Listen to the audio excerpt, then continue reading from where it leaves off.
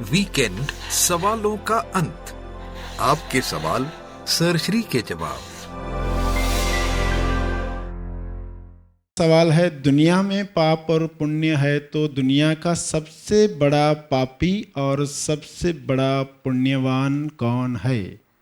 अगर पापी है तो वह उससे बाहर कैसे निकले? दुनिया में पाप पुण्य है तो सवाल पूछा है उन्होंने, सबसे बड़ा पापी कौन, सबसे बड़ा पुण्यवान कौन? सबसे बड़ा पापी जो सबसे ज़्यादा बेहोश है, सबसे बड़ा पापी जिसका होश सबसे कम है। जब थोड़ा सा भी होश कम होता है तो इंसान पहली बात भूल जाता है। थोड़ा भी होश कम हुआ तो इससे समझ में आएगा कि होश को, चेतना की दौलत को संभाल के रखना कितना आवश्यक है। थोड़ा भी होश कम हुआ तो इंसान यह भूल जाता है कि वह कौन है।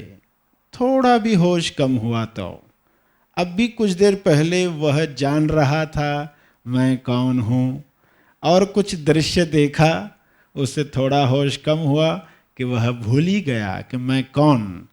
और फिर यह भूल जाने के बाद जो निर्णय हुए, जो क्रियाएं हुई, वो कुछ विपरीत कार्य करवाती है, जिनको हम पाप कह सकते हैं।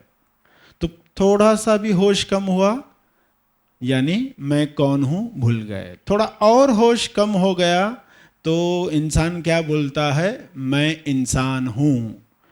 पहले मैं कौन हूँ भूलता है, दूसरी स्टेज पर मैं इंसान हूँ यह भूल जाता है। फिर उसकी क्रियाएं कैसे हैवान की तरह होने लग जाती है। वो ये भूल जाता है कि वह इंसान है, वह हैवान है करके निर्णय लेता है और लोगों को सताता है, अत्याचार करता है। और होश खत्म हो जाता है, बिल्कुल खत्म हो जाता है, तो वह हैवानों को राजा बना देता है। अपने राज्य का, देश का, विश्व का राजा किसको बनाता है? किसकी सेना में भर्ती होता है?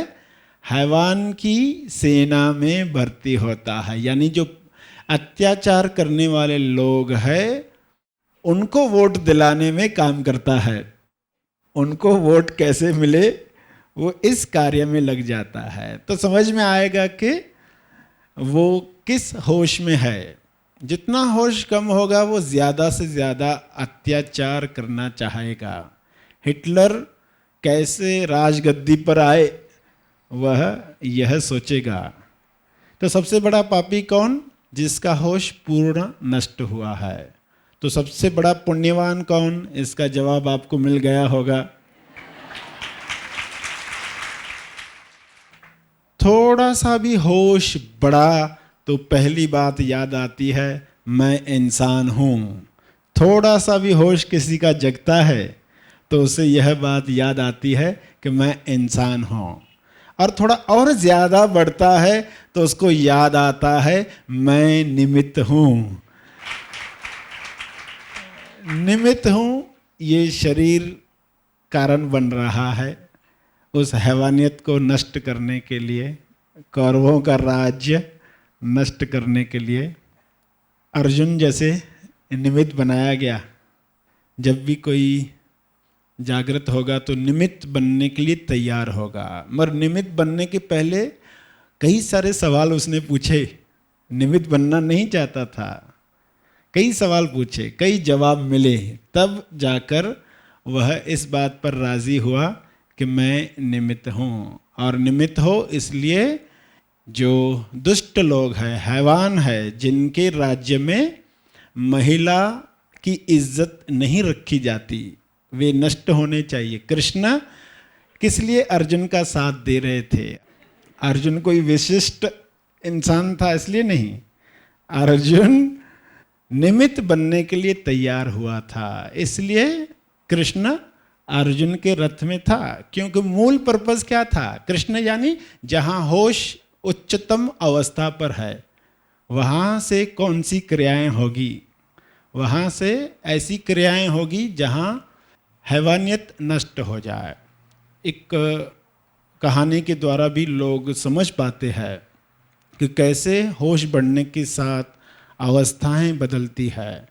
तो दूसरी अवस्था क्या आती है, जब होश बढ़ने लगता है, यानी पुण्यवान होने लगता है इंसान तो, और जब पूर्ण होश जागता है तो वो क्या कहता है, पहले पर तो मैं इंसान हूँ, दूसरे पर मैं निमित्त हूँ, तीसरे पर मैं हूँ कहाँ,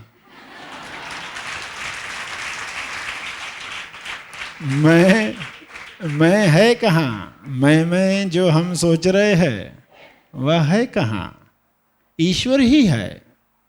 व्यक्ति है कि नहीं पक्का करे, पता करे। तो ये समझ आ जाती है। तो पुण्यवान, सबसे बड़ा पुण्यवान कौन होगा, यह बात सामने आई।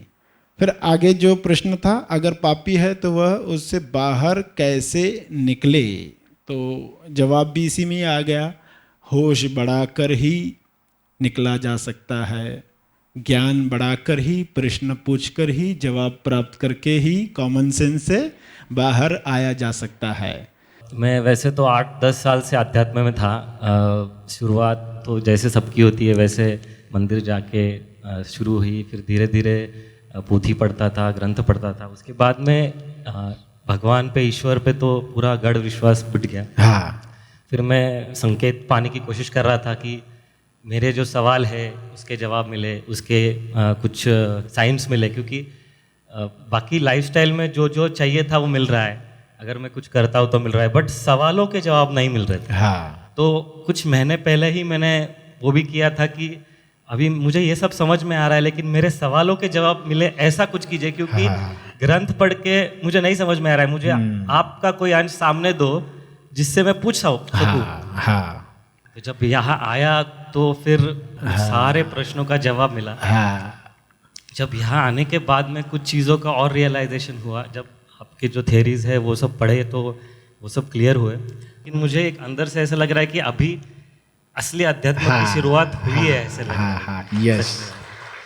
तेज ज्ञान फाउंडेशन द्वारा आयोजित और सर श्री जी की शिक्षाओं पर आधारित महा आसमानी परम ज्ञान शिविर में जरूर भाग लें।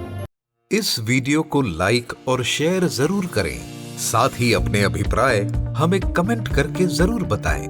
हमारे हैप्पी थॉट्स तेज ज्ञान और सर श्री तेज ज्ञान चैनल को आज ही सब्सक्राइब करें और लेटेस्ट अपडेट्स सबसे पहले पाने के लिए बेल आइकन को दबाएं।